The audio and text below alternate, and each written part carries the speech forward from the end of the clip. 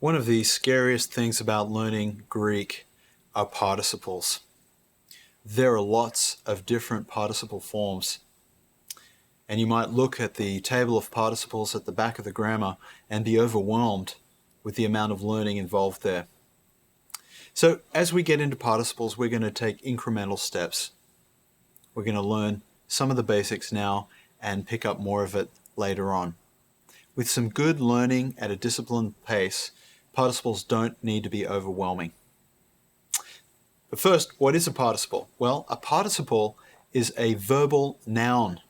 That is, it shares some characteristics with a verb and some characteristics with a noun. Sometimes it will function more like a verb, and sometimes it will function like a noun or an adjective. These functions will be explored in greater detail later on.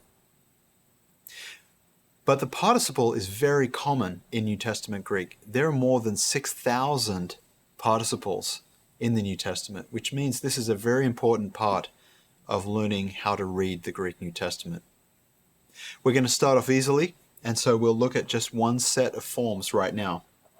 It's the present active masculine participle for luo or leo. Let's look at these forms. Now, we have not seen endings like this yet. Later in the course, you will learn third declension nouns. So far, we've only learnt first and second declension nouns. Third declension nouns are more tricky, but they will be easier once you've learnt the participle because those endings are very similar. In fact, some grammars will say that the participle endings are built on third declension noun endings. Well, let's look at these. First, I'll read through them using the Erasmian pronunciation. Luon, luontos, luonti, luonta, luontes, luonton, luusin, luontas. Now with the modern pronunciation.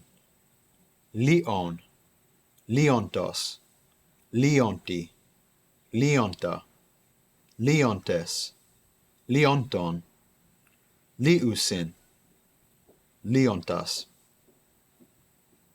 Now, unlike verbs, participles have 8 entries in the form. Verbs only have 6. The reason for this is that verbs do not have case, but they do have person. So they have first person, second person, third person. Multiply that by 2 for singular and plural, and you have the 6 forms. Participles have 8 forms because they conjugate according to case, like a noun. So we have nominative, genitive, dative, accusative in singular forms, and nominative, genitive, dative, accusative in plural forms. That's why we see 8 forms here. So luon or leon is the present active masculine participle, nominative, singular. Luontos or leontas is the present active masculine participle, genitive, singular, and so forth.